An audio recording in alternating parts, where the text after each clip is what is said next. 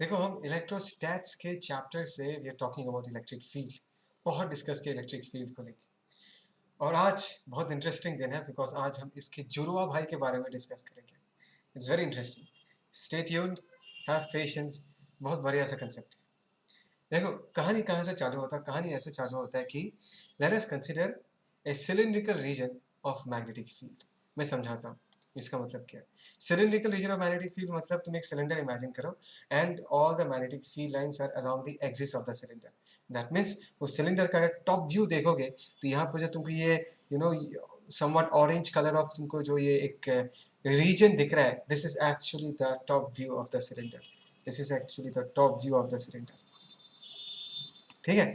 और इस cylindrical region में क्या है, there is a time varying magnetic field. ये जो मैग्नेटिक फील्ड तुमको दिख रहा है, this magnetic field, this is a time varying magnetic field. इसका मतलब ये है कि टाइम के साथ इस मैग्नेटिक फील्ड का वैल्यू बदलता रहेगा।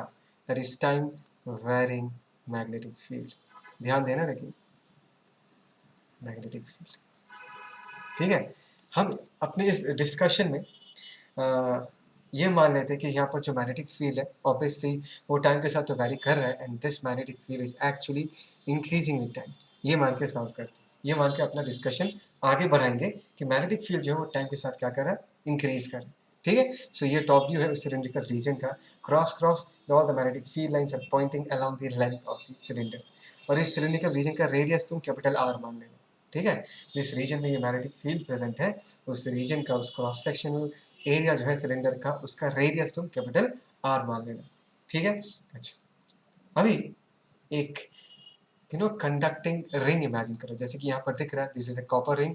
एक कंडक्टिंग रिंग हमने इमेजिन किया रेड कलर का, दिख रहा है, राइट। और हमने क्या सीखा, हमने ये सीखा है कि अगर हमारे पास एक कंडक्टिंग रिंग है और उसके थ्रू जो फ्लक्स, वो फ्लक्स अगर टाइम के साथ वेरी करता है। क्या कहा मैंने, जैसे कि यहाँ पर तुमको कॉपर रिंग दिख रहा है और इस कॉपर रिंग के थ्रू जो फ्लक्स है वो टाइम के साथ वेरी कर रहा है, देन वी ऑल नो कि होगा क्या, if the flux changes with time. तो फराडे ने कहा था there will be an induced EMF. That means इस लूप के थ्रू फ्लक्स बदल रहा है, एक ईएमएफ इंड्यूस होगा और वो ईएमएफ इंड्यूस क्या करेगा, it will drive an induced current in this circular loop. Is that clear? It will drive an induced current in the circular loop. And according to my condition, हमने magnetic field को क्या माना, it is increasing with time. That means इसके through जो flux है वो time के साथ इंक्रीज कर रहा है। तो इस लूप में जो करंट होगा वो ऐसा होगा that it will produce magnetic field in the opposite direction. तो करंट का डायरेक्शन कुछ ऐसा होना पड़ेगा। Is that clear? तो इस लूप में करंट ऐसा फ्लो कर रहा है, एंटी क्लॉकवाइज फ्लो कर रहा है।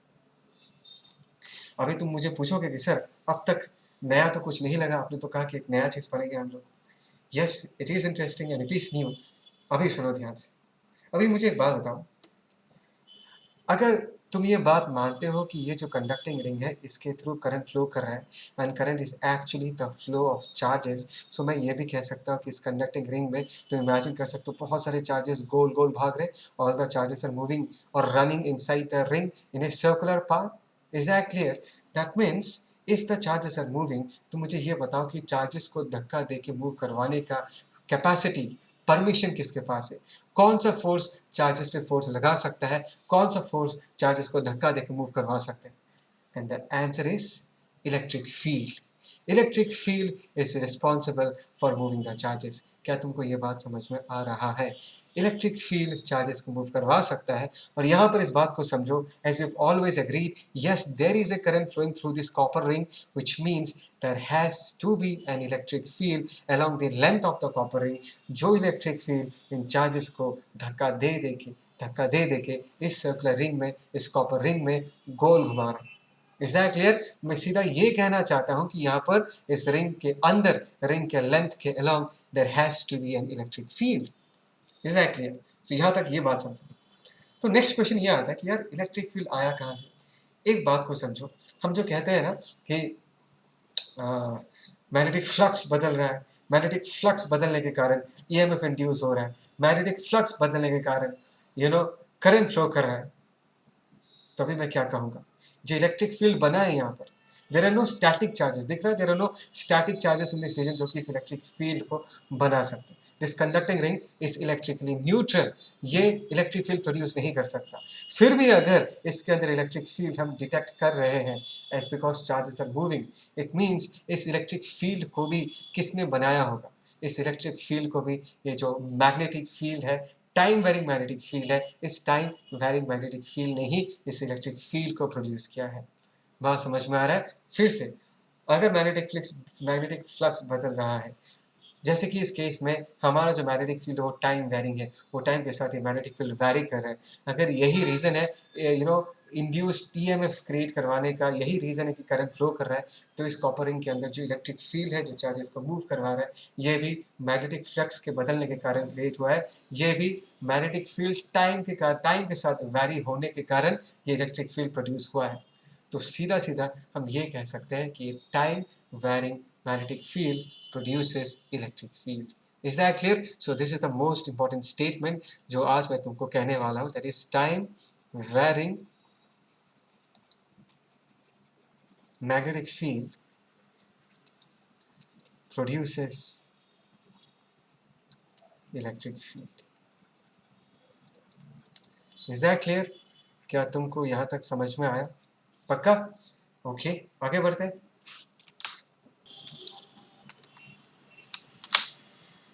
और इस कहानी का सबसे इम्पॉर्टेंट स्ट्राइकिंग फीचर पता है क्या है?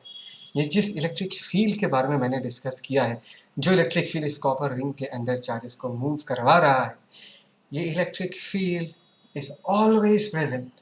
चाहे तुम इस रीजन में कॉपर रिंग रखो या ना रखो, इलेक्ट्रिक फील्ड हमेशा प्रेजेंट होगा। देखो, ये जो कॉपर रिंग है ना, this is just a platform. For example तुमको गाना गाना आता है, लेकिन पब्लिक को कैसे पता चलेगा कि तुमको गाना गाना आता ही नहीं आता? अगर मैं तुमको एक प्लेटफॉर्म दे दूं, अगर मैं तुमको एक स्टेज दे दूं और स्टेज में उठकर अगर तुम गाना गाओगे, तब ना पब्लिक को दिखेगा कि अरे भाई साहब, ये बंदा तो बहुत अच्छा गाना गाता है। बात समझ में आया? लेकिन चाहे तुमको मैं स्टेज दूं या ना दूं, गाना गाना तो तुमको आता ही है ना, ये टैलेंट तो तुम्हारे पास है। स्टेज देने का क्या मतलब है? अगर मैं तुमको एक स्टेज दे दूं तो बाकियों को पता चलेगा, बाकी लोग ये डिटेक्ट कर पाएंगे कि यस, इसको गाना गाना आता है। बात समझ में आया? तो ये जो कॉपर रिंग है ना, ये कॉपर रिंग भी एक स्टेज जैसा ही है। इस रीजन में इलेक्ट्रिक फील्ड हमेशा ही प्रेजेंट है। अगर हमने इसको कॉपर रिंग दे दिया, अगर हमने इसको ये स्टेज दे दिया, तो इलेक्ट्रिक फील्ड अपना टैलेंट दिखाएगा। इलेक्ट्रिक फील्ड क्या करेगा? ओके भाई साहब, तुमने तो मुझे एक कॉपर रिंग दिया, देखो इतने सारे फ्री चार्जेस है, मैं क्या करूंगा, इन फ्री चार्जेस को गोल गोल घुमाऊंगा। जब ये electric field in free charges को गोल गोल घुमाता है, तब पब्लिक को दिखाई देता है, अरे चार्जेस गोल गोल घूम रहा है, इसका मतलब है कि इलेक्ट्रिक फील्ड है present. That is the time we detect the presence of electric field. But electric field is 24/7 present, वो हमेशा उस जगह पर प्रेजेंट है। हमने कॉपर रिंग दिया है, हम इसको देख के हम डिटेक्ट कर पाते हैं कि यस, इलेक्ट्रिक फील्ड का टैलेंट क्या है, इलेक्ट्रिक फील्ड चार्जेस को मूव करवा सकता है। अभी अगर मैं यहाँ पर कॉपर रिंग नहीं देके एक चार्ज्ड नॉन कंडक्टिंग रिंग दूं, क्या बोला मैंने? Charged non conducting ring. बात को समझो, बात को समझो। मेरे से this is A charged non conducting ring. I hope सो तुमको मेरा लॉजिक समझ में आ रहा है। मतलब यहाँ पर चार्जेस तो है, लेकिन ये charges they don't have the freedom of movement. तब क्या होगा? मैंने क्या कहा था? इलेक्ट्रिक फील्ड हमेशा प्रेजेंट है।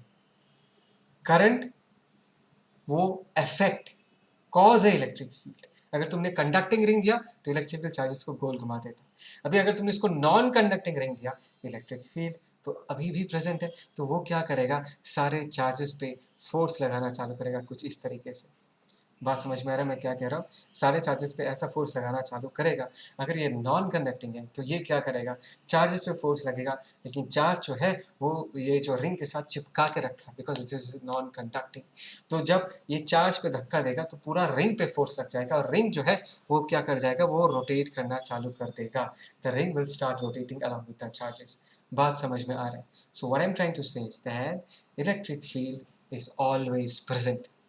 What I'm trying to say is that a time varying magnetic field will always produce electric field, and it is always present. Yes, in that region of electric field, if you place a conducting ring, it will make current flow. In that region of electric field, if you place a charged non-conducting ring, it will make that non-conducting charged ring to rotate, but electric field is always present. बात समझ में आया? अभी ध्यान से सुनो। तो हमने ये समझ लिया। अभी इस जगह पर अगर मैं लूप नहीं रखता, एक कॉपर रिंग नहीं रखता, जस्ट एक सर्कुलर लूप इमेजिन करो, जस्ट इमेजिन, ठीक है, ये कोई लूप नहीं है, हमने जस्ट इमेजिन किया कि ऐसा है। तो नेक्स्ट क्वेश्चन ये आता है कि इलेक्ट्रिक फील्ड तो है सर, ये तो हमको समझ में आ गया, लेकिन इलेक्ट्रिक फील्ड का डायरेक्शन किस तरफ होगा, ये बताओ। देखो ध्यान से, अगर करंट इसमें गोल गोल घूम रहा है, तो एक बार ये सोचो कि ऐसा गोल करंट को मूव करवाने के लिए कैसा इलेक्ट्रिक फील्ड चाहिए होगा। चार्जेस अगर इधर मूव कर रहा है, तो इलेक्ट्रिक फील्ड को इस जगह पर ऐसा टेंजेंशियल डायरेक्शन पे होना पड़ेगा। यहाँ पर चार्जेस अगर इस तरफ मूव कर रहा है, तो यहाँ पर इलेक्ट्रिक फील्ड ऐसा टेंजेंशियल होना पड़ेगा, यहाँ पर ऐसा टेंजेंशियल होना पड़ेगा, यहाँ पर ऐसा टेंजेंशियल होना पड़ेगा। Are you getting the point? So electric field भी will always be tangential to the circle, or in other words, in this case, यहाँ का जो इलेक्ट्रिक फील्ड है ये भी एक क्लोज्ड लूप बनाएगा। करंट भी गोल गोल घूम रहा है, तो इलेक्ट्रिक फील्ड ही है जो चार्जेस को गोल गोल घुमा रहा है, तो इलेक्ट्रिक फील्ड को भी गोल गोल होना पड़ेगा। This is by the logic of symmetry. हम सिमेट्रिकल लॉजिक से ये कह रहे हैं कि यार सिमेट्री है, करंट गोल गोल घूम रहा है, तो करंट को तो फील्ड ही गोल घुमाता है, तो इलेक्ट्रिक फील्ड लाइंस भी क्या होगा, सर्कुलर लूप बनाएगा। क्या बोला मैंने? इलेक्ट्रिक फील्ड भी सर्कुलर लूप बनाएगा। इसको सुनने के साथ साथ तुम्हारे दिमाग में बड़ा सा कंफ्यूजन आना चाहिए। आया नहीं आया कंफ्यूजन? मैं फिर से अपना लाइन रिपीट करता हूँ। Electric field lines in this case are forming closed circular loops. मैं तुमको और एक पिक्चर दिखाता हूँ और फील आएगा तुमको। यहाँ पर जो भी लिखना है उसको लिख कर रखो, आगे बढ़ते हैं। ये देखो, ये जो तुमको पर्पल कलर का सर्कल्स दिख रहा है, this are all electric field lines. And मैं क्या कह रहा हूँ, electric field lines in this case are forming closed loops. एक मिनट, आर फॉर्मिंग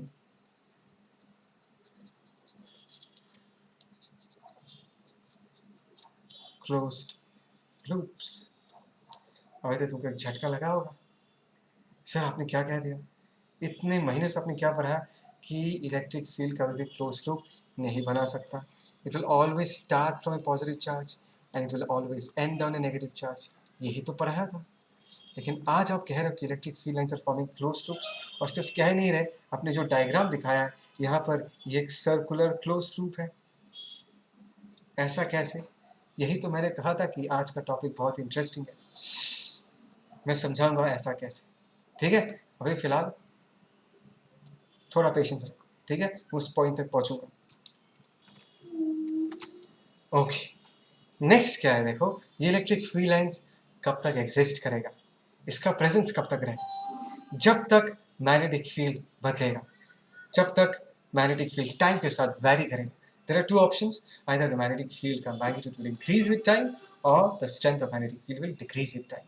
अगर मैग्नेटिक फील्ड कांस्टेंट हो गया, जस्ट सोच के देखो, वो जो कॉपर रिंग रेड कलर का हमने इमेजिन किया था, उसके थ्रू फ्लक्स टाइम के साथ नहीं बदलेगा, सो कोई करंट नहीं होगा, करंट नहीं है, चार्जेस नहीं मूव करे, तो इलेक्ट्रिक फील्ड भी नहीं होगा।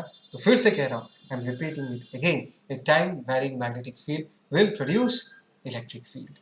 ठीक है, पक्का? ओके।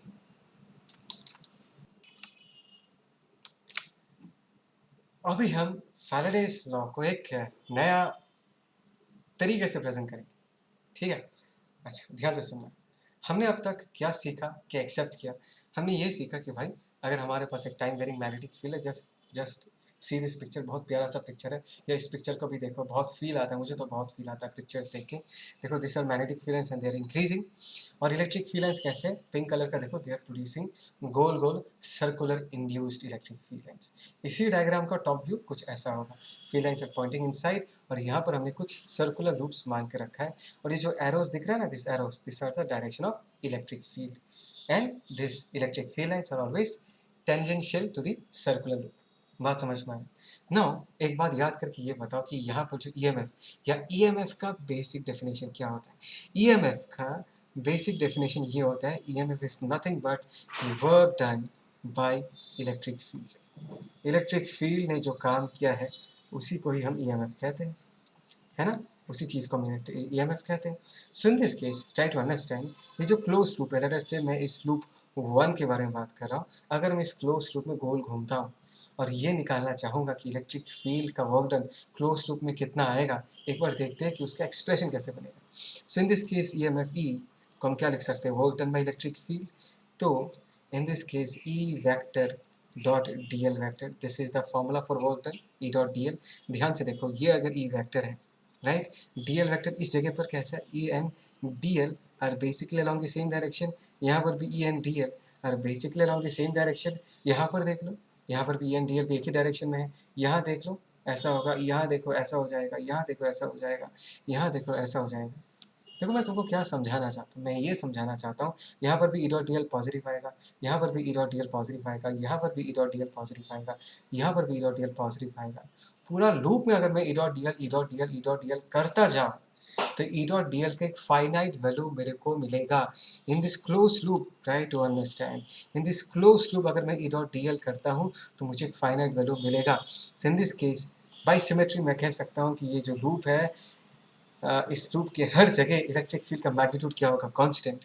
तो E into D L cos 0 1 हो जाएगा, इसका इंटीग्रेशन, इलेक्ट्रिक फील्ड कांस्टेंट इसको हमने बाहर रख दिया, integration of D L length है, कंफ्यूज मत होना। मैं जस्ट एक चीज़ रिमाइंड करना चाहता हूँ कि integration of D L vector अलग चीज़ होता है, इंटीग्रेशन ऑफ डी एल अलग चीज़ होता है। डी एल यहाँ पर हम लेंथ, टुकड़ों का इंटीग्रेशन कर रहे हैं। तो अगर मैं इसको इंटीग्रेट करूँगा तो क्या मिलेगा, इस सर्कल का पूरा पेरिफेरी मिलेगा। लेकिन अगर यहाँ पर डी एल वैक्टर होता और उसका इंटीग्रेशन अगर हम करते तो 0 मिलता है by polygon rule of vector addition. इस बात को याद रखना। तो यहाँ पर हम इसको क्या लिख सकते हैं, that is E into 2 pi R. बात समझ में आया? So this is the E M F that we are talking about and this result will shock you, because हम जिस इलेक्ट्रिक फील्ड को जानते थे, हमने जिस इलेक्ट्रिक फील्ड को लेके इतना डिस्कशन किया, जो इलेक्ट्रिक फील्ड हमारा साथ आज तक दिया है, उस इलेक्ट्रिक फील्ड का वर्क डन क्लोज लूप में हमेशा 0 होता था। क्या रे, थोड़ा थोड़ा और डाउट क्रिएट कर रहा। याद है ना, इलेक्ट्रिक फील्ड एक कंजर्वेटिव फोर्स है और एक कंजर्वेटिव फोर्स का टोटल वर्क डन यानी क्लोज पाथ हमेशा क्या आता है, 0 आता है। और आज तो पूरा का पूरा ही डिफाई हो गया। गोले का मतलब पता है ना, हमने पूरे लूप में इलेक्ट्रिक फील्ड का वर्क डन निकाला और वो 0 नहीं आया, वो फाइनाइट आया। समझे ना, E D L E D L E D L E D L करते जाओगे, हर जगह E and D L are along the same direction. Integrate करूंगा तो 0 नहीं आएगा, ई डी एल का एक फाइनाइट वैल्यू मिलेगा मेरे को। तो ई इंटू 2 पाई आर है, ठीक है। हैव पेशेंस, लास्ट में जाके इसको रिवील करूंगा कि क्या है ये। फिलहाल जो पढ़ा रहा हूं उस पर ध्यान दो, ठीक है। तो this is the expression for E M F. अभी मैं थोड़ा सा फैराडे को याद करता हूँ। Let me remember Faraday now. By Faraday's law, by Faraday's law. We also know that EMF is nothing but rate of change of magnetic flux, उसका negative. बात समझ में आया? Is that clear? ये फैराडे लॉ कहता है और इस एक्सप्रेशन से हम ये कह सकते हैं कि electric EMF in this case is nothing but the work done by electric field. तो इस एक्सप्रेशन को मैं थोड़ा सा बदल के ऐसा भी लिख सकता हूँ, that is E vector dot DL vector, this is nothing but EMF which is also equal to minus d phi by dt। ठीक है। सो हमने फैराडेस लॉ को एक अलग तरीके से प्रेजेंट किया। ध्यान से देखना, लेफ्ट हैंड साइड में इलेक्ट्रिक फील्ड है एंड राइट हैंड साइड में क्या है, दैट इज मैग्नेटिक फ्लक्स। ये फिर से मेरे उस स्टेटमेंट को जस्टिफाई करता है that is changing time varying magnetic field will produce electric field. ये फ्लक्स किस लिए प्रोड्यूस हुआ है, ये फ्लक्स क्यों प्रोड्यूस नहीं हुआ, सॉरी, ये फ्लक्स बदल क्यों रहा है, because of time varying magnetic field, है ना, because of time varying magnetic field. और इधर क्या है, this is induced electric field and it justifies the statement again that a time varying magnetic field which is appearing on the right hand side of the equation will produce an induced electric field which is appearing on the left hand side of the equation। बात समझ में आया? Stay tuned, have patience, यहाँ तक अच्छे से लिख के रखो, फिर आगे बढ़ते हैं। इसमें मैं और एक छोटा सा चीज़ भी बता के रखना चाहूँगा। देखो, इलेक्ट्रिक फील्ड के कारण ही EMF बनता है, राइट? इलेक्ट्रिक फील्ड के कारण ही EMF बनता है। You agree with this, right? और हमने ये भी जस्ट नाउ जस्टिफाई किया, कंक्लूड किया, एस्टैब्लिश किया कि चाहे इस रीजन में तुम एक कंडक्टिंग लूप रखो या ना रखो, इलेक्ट्रिक फील्ड तो हमेशा प्रेजेंट हो। और अगर इलेक्ट्रिक फील्ड प्रेजेंट है और इलेक्ट्रिक फील्ड के कारण ही EMF बनता है तो EMF भी हमेशा प्रेजेंट होगा। there will be an EMF present in this circular path. बात समझ में आया? Is that clear? हाँ, उस EMF को अगर तुम एक conducting ring दे दो तो EMF current दोहरा देगा. So just like electric field is present 24/7, if the magnetic field is changing, the EMF also will be present 24/7 if the magnetic field is changing. ठीक है?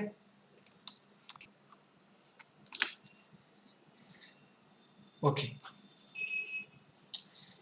हम जिस इलेक्ट्रिक फील्ड को पहचानते हैं वो जो इलेक्ट्रिक फील्ड है that is produced by static charges, right? Correct.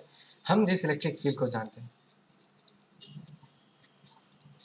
मैं लिख के देता हूं, that is produced by static charges. और आज हम जिस इलेक्ट्रिक फील्ड को लेके डिस्कशन कर रहे हैं, that is, let us call it as induced electric field.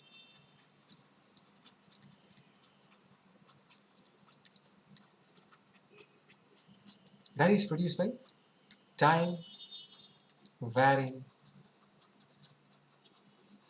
magnetic field.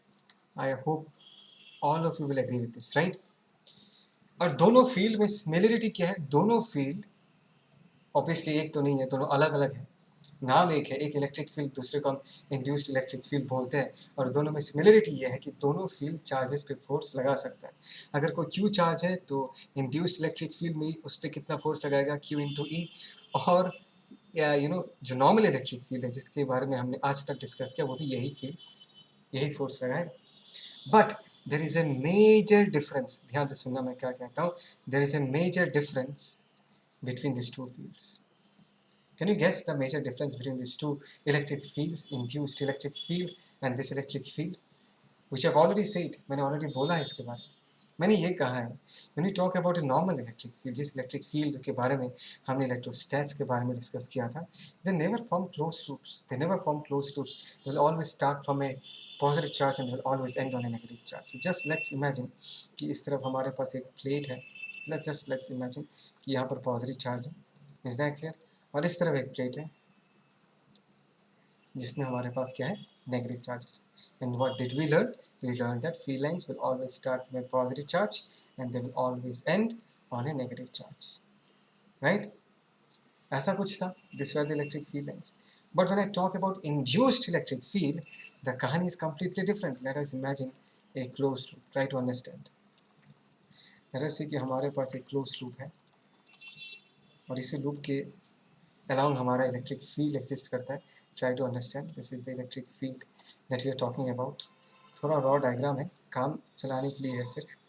This is electric field. कुछ ऐसा है, हमने ऐसा मान लिया, ठीक है. And let's say there is a time varying magnetic field. which magnetic field है that is actually a function of time. Now try to understand. एक बात समझने का कोशिश कर, ठीक है. मुझे पता है कि इन this case of electric field, अगर हम इलेक्ट्रिक फील्ड की तरफ जाते हैं तो पोटेंशियल क्या करेगा? डिक्रीज करेगा. उसका ऑपोजिट जाते हैं तो पोटेंशियल हमेशा क्या करेगा? इंक्रीज करेगा. लेट अस से कि हम एक यूनिट चार्ज, क्या बोला मैंने? यूनिट चार्ज को यहाँ से यहाँ तक लेके आता है, एक यूनिट चार्ज. बात समझ में आया? From A to B. Is that clear? And let us say that the potential difference between the two plates, let us say that the potential difference between the two plates is 5 volt. Now can you say what does 5 volt mean? अगर मैं एक unit charge +1 coulomb charge को यहाँ से यहाँ तक लेके जाऊँगा, अगर मैं एक +1 कूलम चार्ज को यहाँ से यहाँ तक लेके जाऊँगा, इलेक्ट्रिक फील्ड इस पे नेगेटिव वर्क करेगा बिकॉज फोर्स लगेगा राइट की तरफ, चार्ज पार्टिकल लेफ्ट की तरफ जा रहा है. So what is the voltage in this case? Voltage is negative. And what is the change in potential in this case? The change in potential in this case is, let us say, potential +5 volt से increase हो जाता है. मतलब +1 coulomb पे कितना काम हुआ? 5 joule पर कूलम. 5 वोल्ट को हम क्या लिख सकते हैं? 5 जूल पर कूलम लिख सकते हैं. दैट मीन्स जब हम इस +1 कूलम चार्ज को इस प्लेट से इलेक्ट्रिक फील्ड के अगेंस्ट ए टू बी लेके जाते हैं तो पोटेंशियल कितने से बढ़ जाता है? +5 वोल्ट से बढ़ जाता है. उस पर काम कितना होता है? नेगेटिव वर्क 5 जूल पर कूलम. उसी चार्ज पार्टिकल को फिर से जब मैं बी टू ए लेके आऊँगा, मतलब I am going in a close loop now, A to B फिर B to A. In this case अभी इस वक्त इलेक्ट्रिक फील्ड क्या करेगा? इलेक्ट्रिक फील्ड फिर से पॉजिटिव वर्क करेगा. पॉजिटिव वर्क करेगा तो पोटेंशियल क्या करेगा? डिक्रीज करेगा. Try to understand.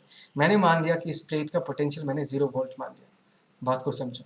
जब मैंने इस प्लेट के पोटेंशियल को 0 वोल्ट मान लिया, ट्राई टू अंडरस्टैंड, मैं जब इस चार्ज को यहाँ से यहाँ तक लेके आता हूँ, उसका पोटेंशियल +5 से इंक्रीज हो जाता है। मतलब जब चार्ज ए से बी तक पहुँचेगा, इस जगह पर उस चार्ज का पोटेंशियल कितना होगा, 5 वोल्ट।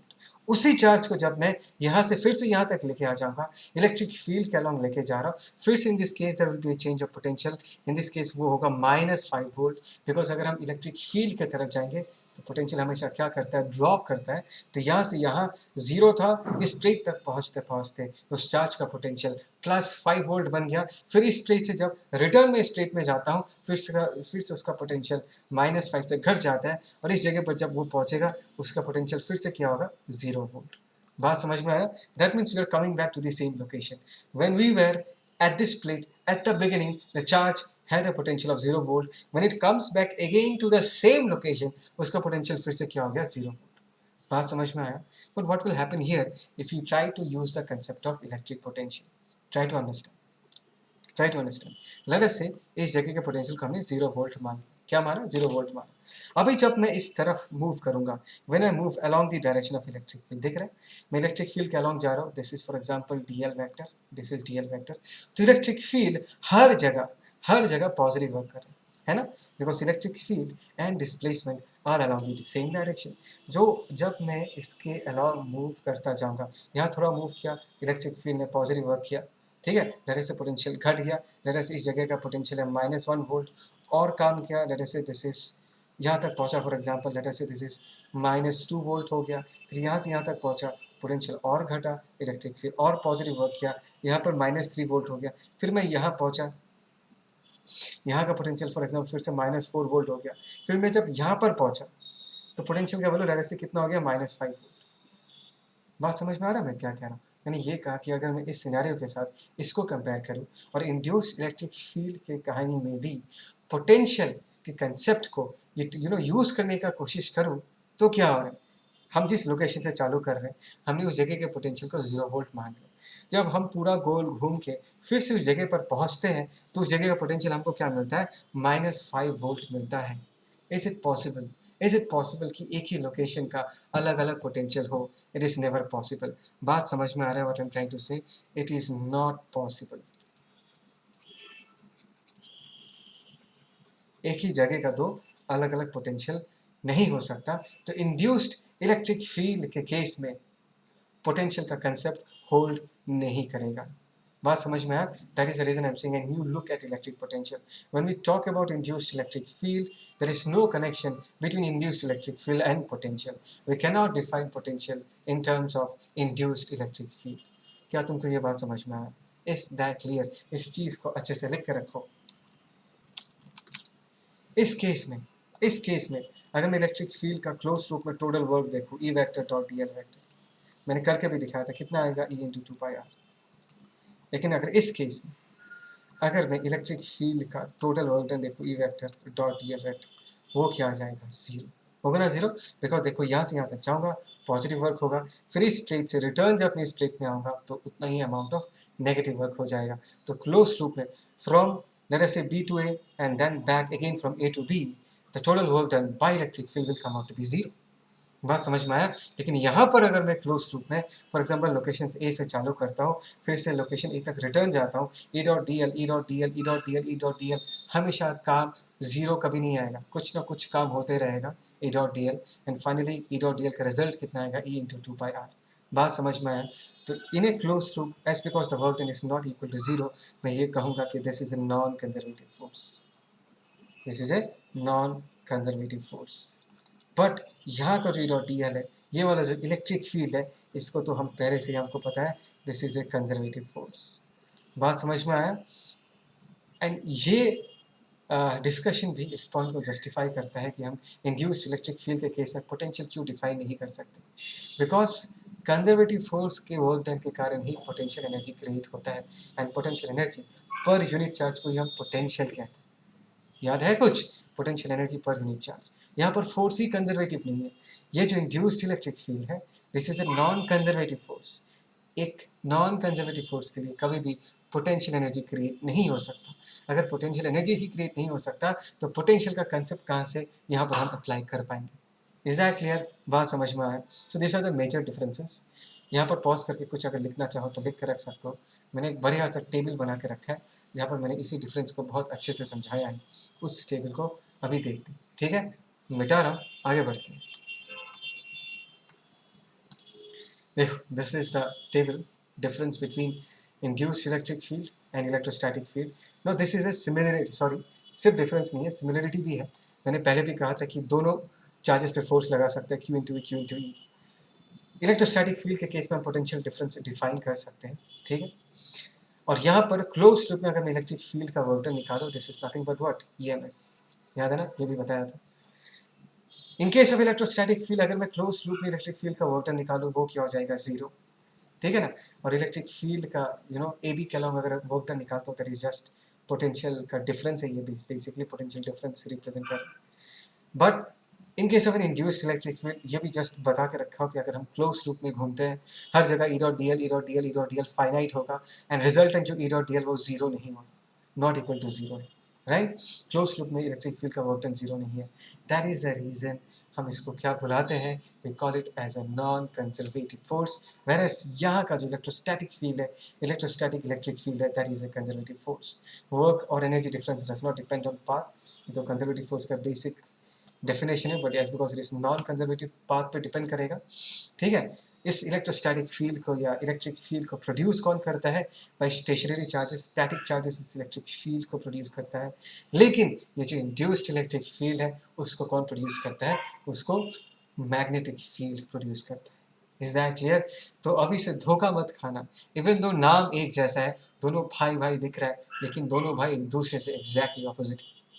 एक मैग्नेटिक फील्ड के वैरी होने के कारण क्रिएट होता है, उसको हम बोलते हैं इंड्यूस्ड इलेक्ट्रिक फील्ड। एक स्टैटिक चार्जेस प्रोड्यूस करता है, जिसको हम बोलते हैं electrostatic field. Is that clear? इसको पॉज करो और अच्छे से लिख कर रखो। आई होप सो तुमको ये आइडिया समझ में आया, जो डाउट था वो डाउट क्लियर हुआ, आई थिंक सो, ठीक है? इसको पॉज करके लिखो, आगे बढ़ते हैं।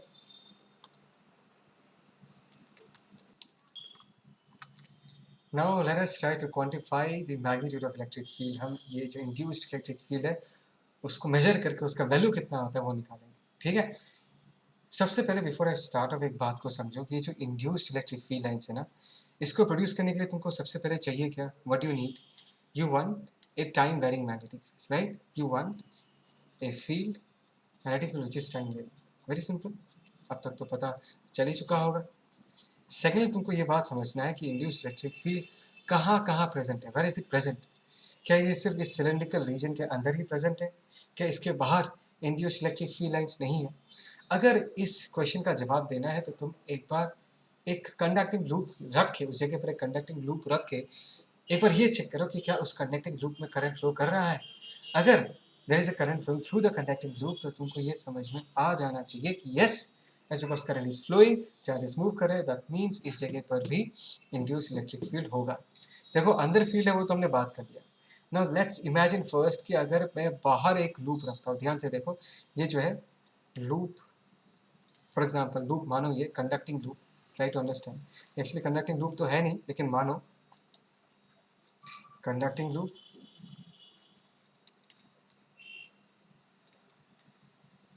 outside the region of magnetic field, ठीक है? Conducting loop outside the region of magnetic field, just मानो। तो यहाँ पर अगर मैं एक लूप मानता हूँ, क्या इस लूप के थ्रू फ्लक्स बदल नहीं रहा? डेफिनेटली बदल रहा है यार। इस लूप का जो ये वाला पोर्शन है, जो ये जो येलो कलर का पोर्शन है ना, हाँ, लूप का जो ये सब जगह है, इसके थ्रू कोई फ्लक्स पास नहीं हो रहा, लेकिन ये जो अंदर का ये जो सर्कुलर रीजन है, इसके थ्रू डेफिनेटली फ्लक्स है और वो फ्लक्स बदल रहा है, राइट? सो यस, अगर मैं यहाँ पर एक लूप, कंडक्टिंग लूप इमेजिन करूँ, उसके थ्रू करंट होगा, उसके अंदर इलेक्ट्रिक फील्ड होगा।